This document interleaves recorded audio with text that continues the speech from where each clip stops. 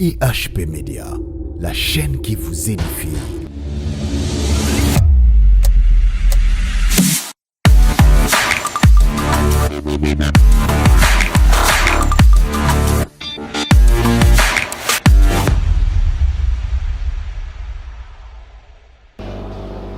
Voilà, chers amis internautes, vous êtes les bienvenus dans votre émission Short News avec Eki Bumba.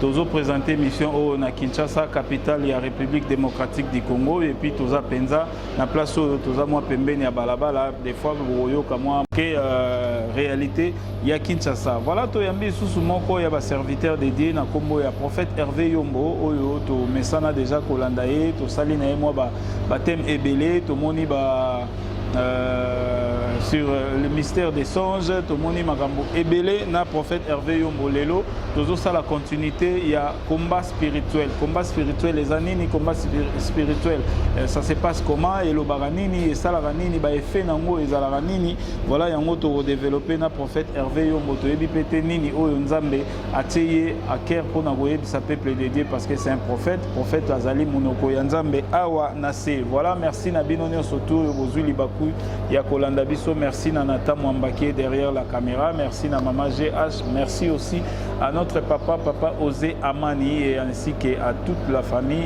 Amani et sans oublier famille Bumba, Topé Sibino Bambote, Pepe Akunji, Tata Mwasi Abatu, 6 moyens, Benga Biso parce que Tozana Masolo, Pepe Akunji, tout le monde a ébi Pepe Akunji. Bopé Saé numéro ya Eki Bumba, j'en ai besoin Nazana Posato Solanae, c'est très important. Voilà, Tokutani Lissusuna, prophète dédié, prophète Hervé Yombo. Bonjour papa. Bonjour. Bonne santé, bonne Moussala Nzana. Voilà, prophète Togosenga aide Moko Yako ose un peu voir na yopoto meka dominer moulin ou eza pembe na biso, mais avant Toko ta na question na biso, j'aimerais o aider biso na prière pour être tous à la penda conduit par le Saint-Esprit. Seigneur notre Dieu, nous recommandons cet instant entretenu. Laisse que tout ce que nous parlons enseigner soit pour l'honneur et la gloire de Dieu. Au nom de Jésus-Christ. Amen. Amen.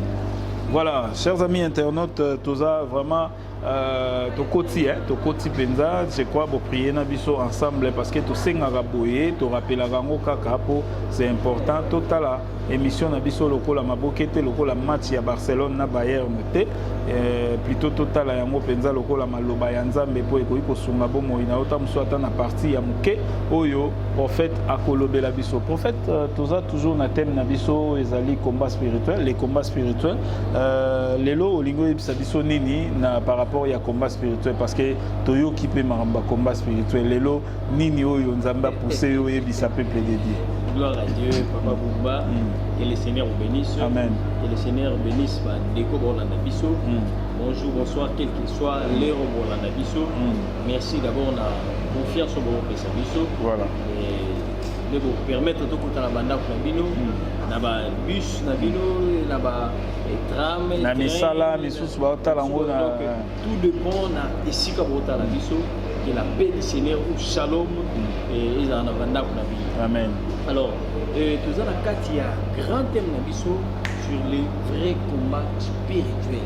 Pourquoi? Parce qu'il y a beaucoup de choses qui se sont dites, il y a beaucoup de choses qui ont été faites, désordre quotidien, régression à foi, il y a des saisons où et parfois il y a un abonné de la paix dans les billes et na sala ba combat na sala ba veiller.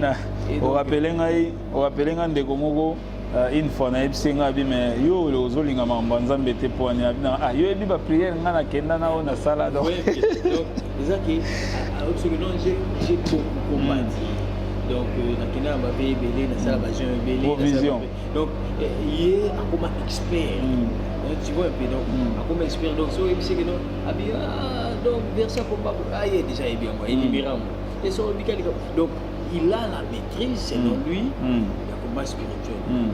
Mais je vais vous dire une chose. Quand les données sont parfaites, les résultats sont corrects. Quand les données sont parfaites, les résultats sont corrects.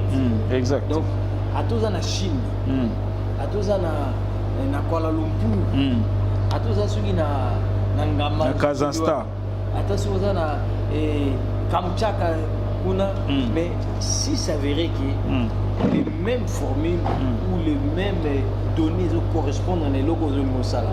Les résultats seront les mêmes. Ok. Ça aussi peut-être Miliki, Maï, Souka, le Sangisi, na Kinshasa.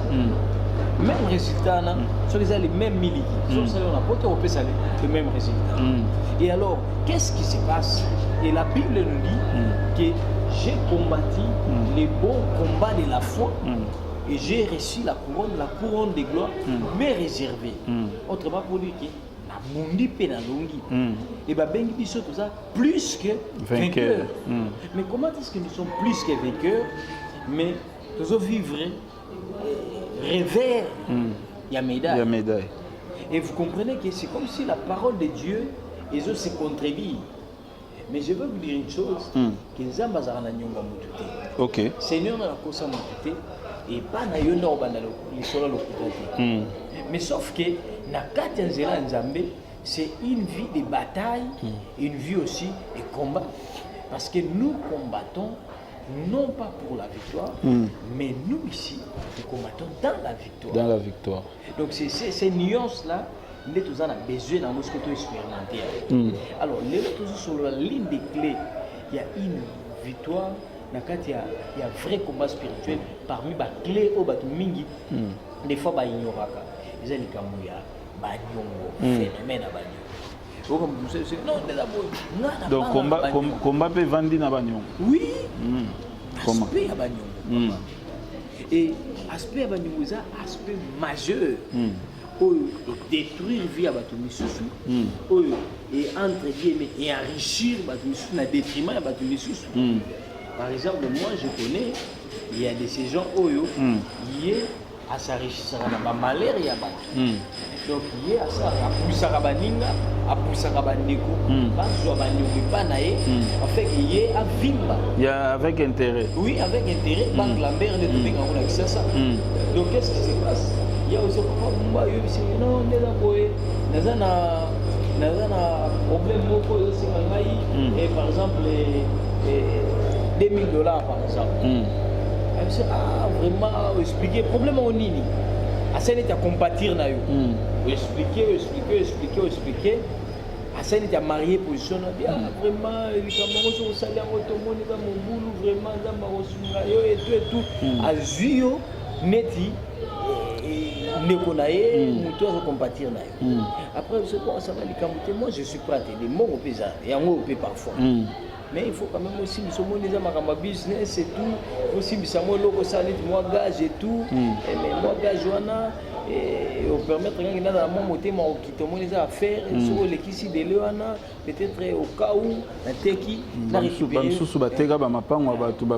maintenant, qu'est-ce que le monsieur fait?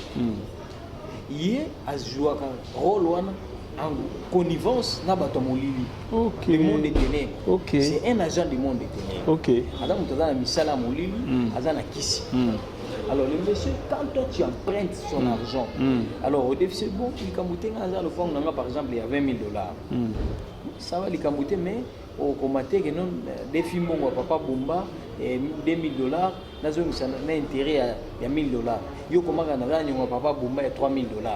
Mais na simbi c'est beaucoup le fond nangai, vous en avez valeur par exemple il y a $20,000. Si date bosso qui n'a proximité dans un mois, nous avons beau intérêt à 50% les sous. Et je talib à calcul peut-être à faire aux aïe nango, ou bien un mois amis. Je suis dans 2 semaines. $2,000 c'est là 1,000 d'intérêt. Donc déjà ils en c'est bon. Alors yo pays na esprit wana. Et puis effectivement marché aux anango, au dit que repromettre. Et connaissance est là, tu t'engages. Et maintenant ce qui est mongo aux huit, au kozo misaka ya mo de susu te. Et bandi gomata. Intérêt bandi gomata. Au moins, quelqu'un dans 2 semaines. Bon, papa, vous là dans 3 semaines. 3 semaines, c'est bon. 3e semaine, dans 1 mois. 1 mois, au côté de mon camouté, ça va encore, je vais forcer. 2 mois, 3 mois. 2 mois coquilles. On dit que l'on a au consommer. Au consommer vers fin. Il y a 2 mois. Ah, papa, nous avons compte d'habiter Vanano Kimia. Tu as dit que ça, tu as moi, il a 50%, il y a 100%. Mais si tu peux, il y a quelqu'un qui to kokisa moi que il faut des femmes ko salika moyo elaki yo le monique aza mutu mo compréhensif oye po bakisi lisusu bandeli de charges na bino et au fur et à mesure que vous allez vous rendre compte que mbongo de fois que commis moitié il y a valeur il y a le pango pesaki na gage alors après sinon moninga parce que na comme na faillite comme na posa makambo tout et tout il faut na rebondir d'où il faut que tout kango ou soit tout ça la contre-valeur na peso ka mbongo tikeni par exemple le pango na 20 000 mbongo na comme 15 000 déjà et na peso ka 5 000 $, na récupérer le pango na habité ko so na récupérer on a te kaka bon ils ont déjà les kambo perte ni matoka bo la perte or en réalité c'est lui le grand gagnant c'est vous le grand perdant oui si que l'état est reconnaissant mon intérêt ah ouais alors oui si que il y a des charges de la exposant au cas où de l'année l'équipe bateka et tu te mets dans une position au tech ici le pango te mais bah escroquer le pango na ninga maïl bah yibio le pango na ninga molili et nous sommes des années socle na moza ba nyongo beaucoup de gens ont perdu des parcelles pareil ce que si nyongo pas né opposé ou soit batu mingi aux nyongo pas du fait que opposé sate akomo yibo bana oki malheur frappe moi na kufi oki tisuka nango ke non likambute ndeko nango moza na difficulté mingi na makambo komelo so botika ka nyongo wana nzoka yende les soins déjà bienfaiteurs a dû à bénéficier nango la porte d'entrée parce que azan la porte d'entrée posant na elogo na e moi je vis une famille que je connais bien asambela ka yesu mais qu'est-ce qui se passe bamoni ki parcelle ba kota ki en location ezaki isu malamu te babi boli kamute et tolongwa siko mais les arras c'est la biso garantie biso peut ça ni tolongwa neti dans 2 semaines dans 2 semaines zimbongo na bango apesi 2 semaines na bango bakomo bunda baluka ndaku bandaku baluka yo mona na te alors bah c'est mutala comme ya zo menacer ba ko bima na ndaku na bembe to bisa dans 2 semaines mais toza na recherche au moins to matana ba commissionnaire to kitana bango toza so ndaku zo mi lelo to longo na ndaku na yo alors le monsieur a comme ko belela ba na kafia ta butu ngai de la bol batika la na nyongo na ngai tenga to kana 2 semaines c'est non na loi o biso ya Congo likamba préavis pesa babi non bino kozwaki mbongo na bino déjà eloko bando lienga na bino garantie mbongo na bino mais du fait que siko bino boze sur na mbongo pa na ngai te to pesa na mbongo vas-y to kata pesa na ki nani mbongo na niveau à l'état te donc c'est qu'il faut bobandela soit zongi si garantie soit mobile et la famille moi que non tout ça on a bâton na biso to bimane l'état za ka non so déjà pesi garantie na yo déjà va remettre tout épuisé en haut donc on a droit net il y a 3 semaines il y a 3 mois non 3 mois sur garantie ça sur garantie ça les sous vous en a mise en demeure OK il y a 3 semaines alors bon non même si on est dans l'état sur quoi on peut ça mise en demeure vous a 3 semaines donc c'est que vous en a trop brutalisé bisoté mais toi bunda so il lelo to zui to kei so il lobi to ke mais to limite to comme en 3 semaines les messieurs ba de ça ba mena c'est bisi bon 3e jour bisi bon bozela bo monde lo ko komela bino bozala bana bozela bo monde qu'est-ce qui se passe la même famille na moi quand papa zalaki maman qui marchait papa jour à na report va na ndako moi na bango muke ya âge à 5 ans vandia ndeka mona ya kausaka makele papa bilongo akende kota na ndako kende kolala mona kena olela ko vana na canapé na salon na même moyo wana les messieurs comme azaki mutomisa la molili bake babeti mona njete na ndenga molili mona koi papa bima okuta mona déjà kangamaki bakende na mona bono hôpital bima kufa déjà kala mais kufela tu wapi donc juste quand on cotisé moi laps de temps et puis comme toi na oyo ça va te dire boye ba gite place au bokotaki nga batika la na nyongo na ngai te vous comprenez comment est-ce que ba perdre moi moi na kufia zotoka mon akufi azoto. Et parfois yo le bakinga za nyangwanda côté. Même que la promesse est une dette. Oui. Combien de gens va promettre à Makambo va kokisaka te? Combien de gens? Combien de gens va kokisaka maloba na bango te? OK. Et ça parmi l'aspect oyo et même confusion na kati ya mitu ya bato. Et vous allez même voir na kati ya Bible na livre ya 2 Rois chapitre 6. 2 Rois chapitre 6. Ce que tu as lu dans 2 Rois chapitre 6 à partir il y a verset 1 et verset 4. Vous remarquerez que les gens les solo moko betami kuna, les solo ya les fils et il y a nani et 2 Rois chapitre 6 le verset 1 et le verset 7. Et le les fils des prophètes disent non, il y a 2 Rois chapitre 6, sorry, 2 Rois chapitre 4 les versets 1 à 6. OK. 2 Rois chapitre 4 les versets 1 à 6. Et le une femme parmi celles des fils des prophètes qui avait Élisée en disant: ton serviteur, mon mari, est mort. Tu sais que ton serviteur craignait les Ah, d'accord. Or, le créancier est venu pour prendre mes 2 enfants pour en faire ses esclaves. Donc, vous comprenez que, à l'objet que mon bal n'a pas koufaki, il craignait le Seigneur. Yo mon reposant témoin, yo mon double portion, oyebi. Mais, Nasimaliwa na moto ya nyumu.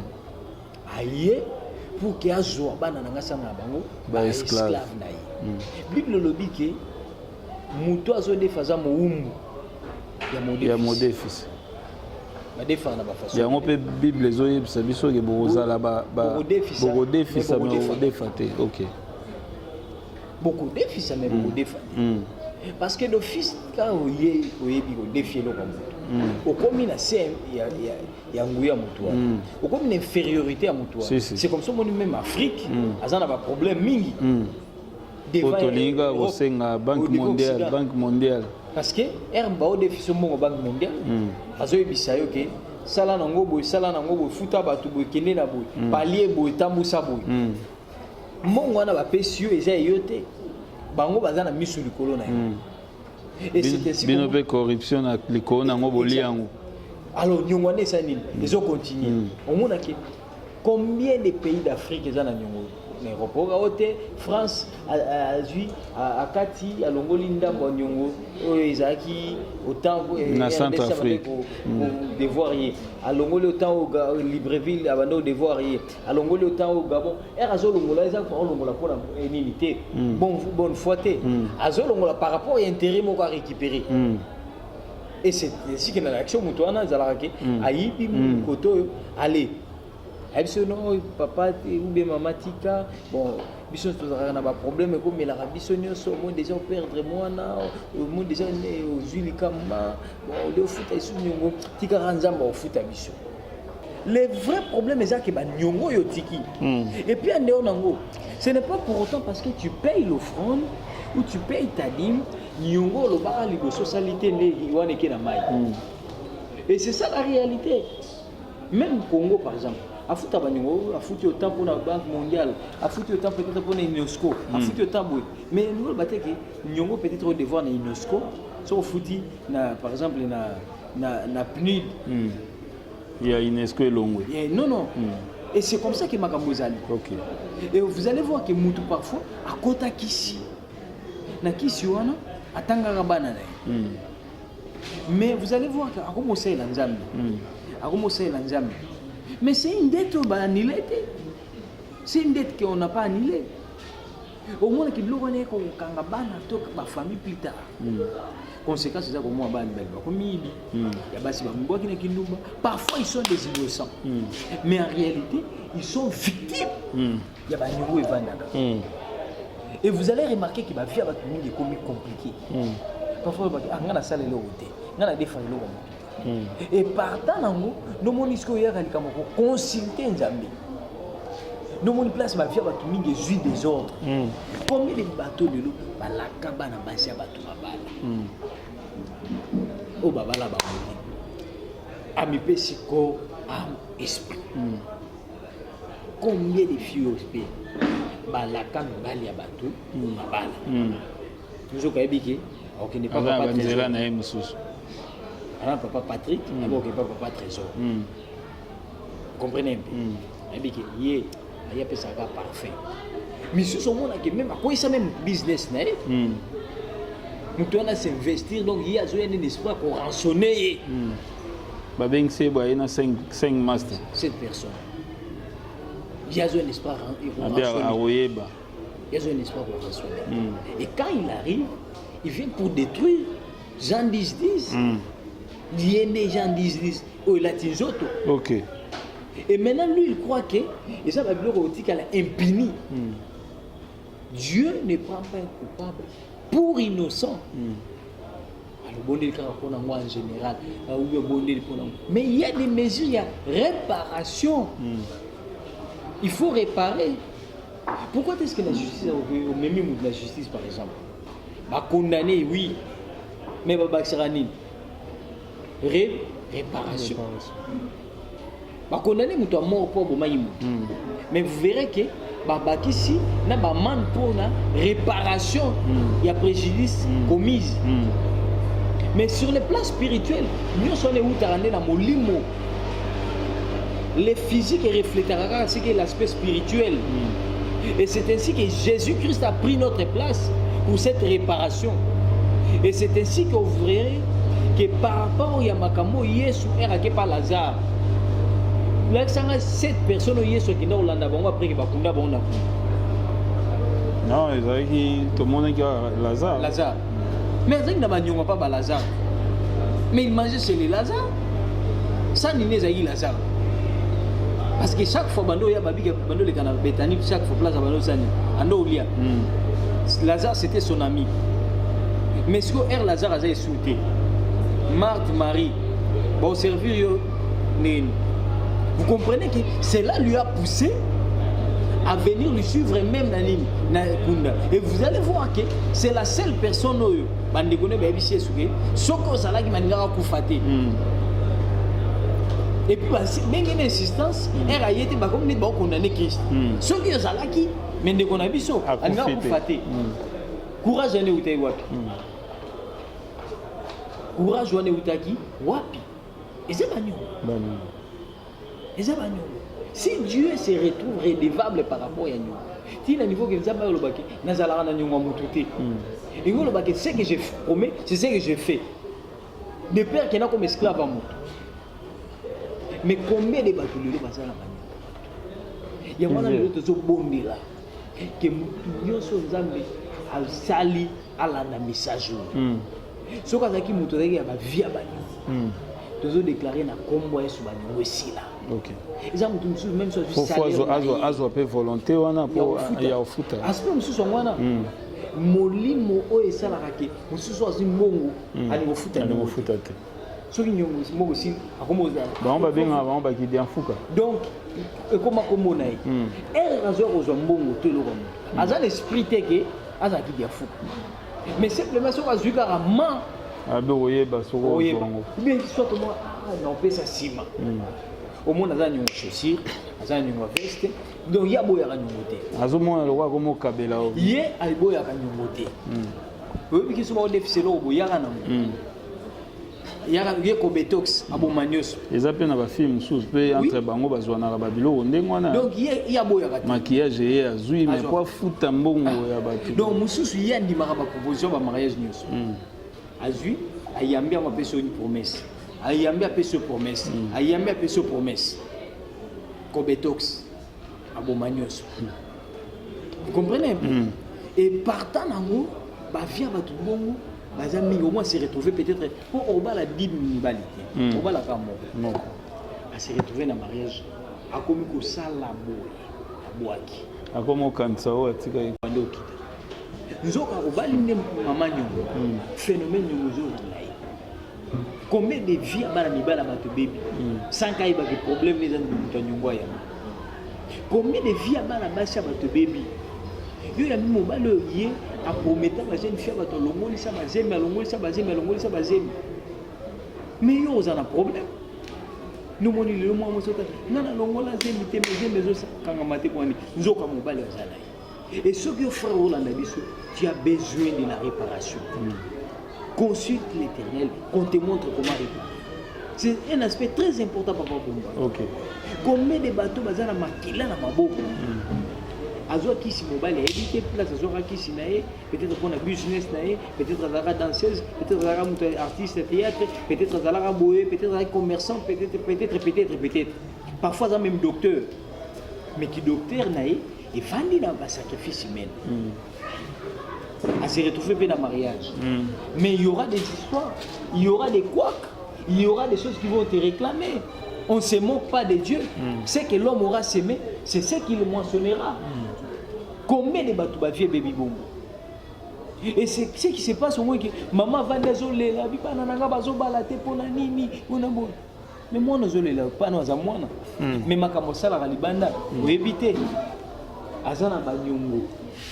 Azana banyongo. Et aujourd'hui voix est sorti pour le long dans combat spirituel. Et ça pour abolir banyongo. Peut que ça la réparation. Au gros bon parfois ngai bateau mouton na la gana obala akufa. Mais l'esprit ne meurt jamais. Aujourd'hui on mouton na akufa.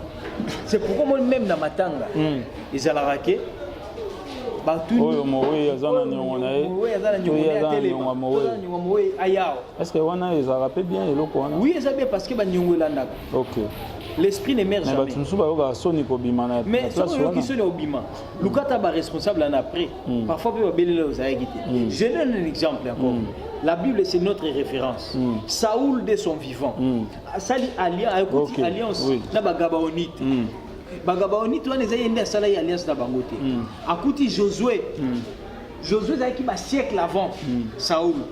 Mais qu'est-ce qui se passe? Vous remarquerez que bagabaonite Paris baboye ki Israël aboma bango bakosi ke toti musika toti sangwanzambe na bino yango tongi to sala alliance na bino to tambola na bino elongo zala président nango et puis na ba promesse et tout koye basiko oyo toye kozwa clé na kati wana à ce que j'ai constaté ou j'ai compris ezali réparation parce qu'on voit que même Bible zolo par rapport à Yahvé que ceux qui moi si a suivi mobile na ebita za femme mariée et que mobile na sepeli na moto mobile na pouvoir annuler ceux qui peut-être moi c'est ça qu'a fait avant bala et que papa nende ayo qui ngo ka sepeli ta na pouvoir annuler vous comprenez que même ça bazolo ba comme réparation donc il faut pas qu'à cordon vous imaginez si combien de personnes le connaît tikala en entier quand j'ai des difficultés je ne peux pas réaliser ce que j'ai promis devant Dieu il faut nazo ngana benga mosala nzambe nazo qui difficulté j'avais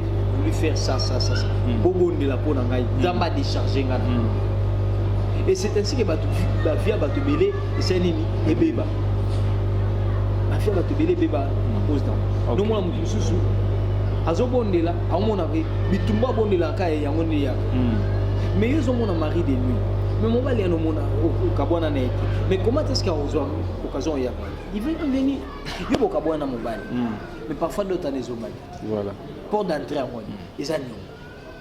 Voilà, les agneaux, on so wana ba onyo so tout outil kozwa lokola ba exemple en tout cas to tenir ango, to tenir compte nango et puis to zala vraiment na lolenge ya ko réparer pour to sunga bomo ina biso pe ba nation na biso balobi à travers mutu moko libote kobika pe nation to province to ville na yo ekobika à travers mutu moko pe malédiction ko kokota à travers mutu moko mabepe ko kokota na mboka mobimba parce que to mona ba accord misusu songolo na pakala ba signé mais malheur eza ya batunyo surtout ndenge balobaka bitumba ya banzoku souffrance ya matiti voilà tokomi na suka émission prophète Hervé Yombo peut-être mutu misusu alinga ko benga pona ozo plus de précision ba détail ba nina ko kozwa numéro na yo et puis na sima ya numéro na yo au salindenge to sala na rubrique na biso o ezali yamba yesu. OK, gloire à Dieu nzamba pambola bino bozwi disponibilité rolanda biso et bokati makambo banda au sala parfois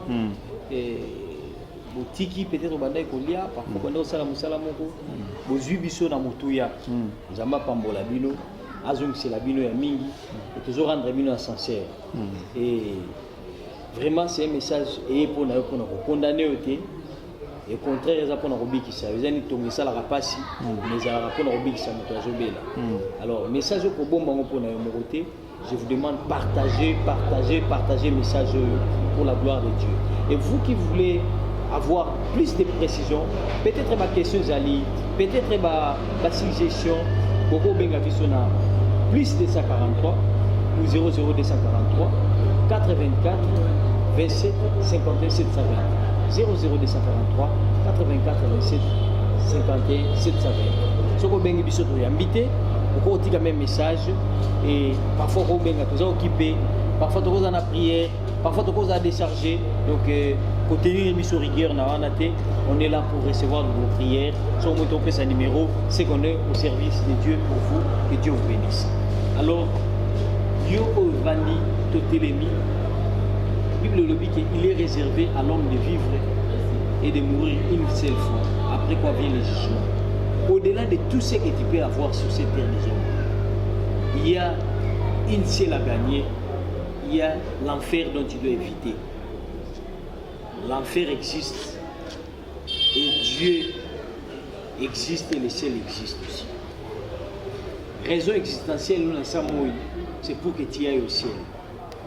Ce que tu as dit sur le bon moment, on sait que tu as fait bon moment parce que Jésus-Christ revient bientôt. Ce qui est au tika magamanja, zonga le luna kati ya lupango, n'est-il l'enfant prodigue. Vous répétez après moi, Seigneur Jésus-Christ.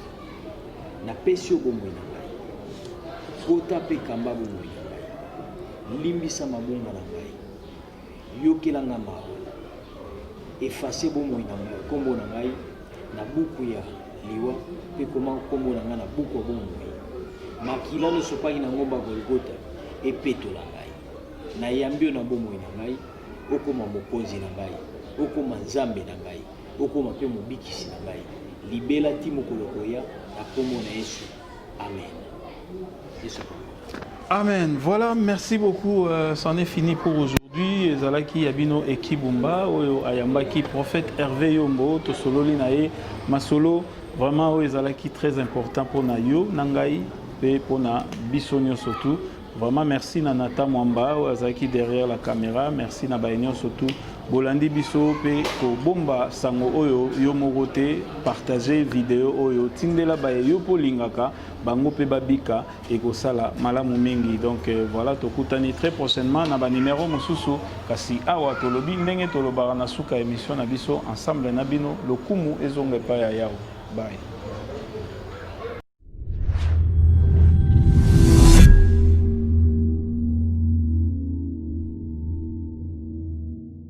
IHP Media, la chaîne qui vous édifie.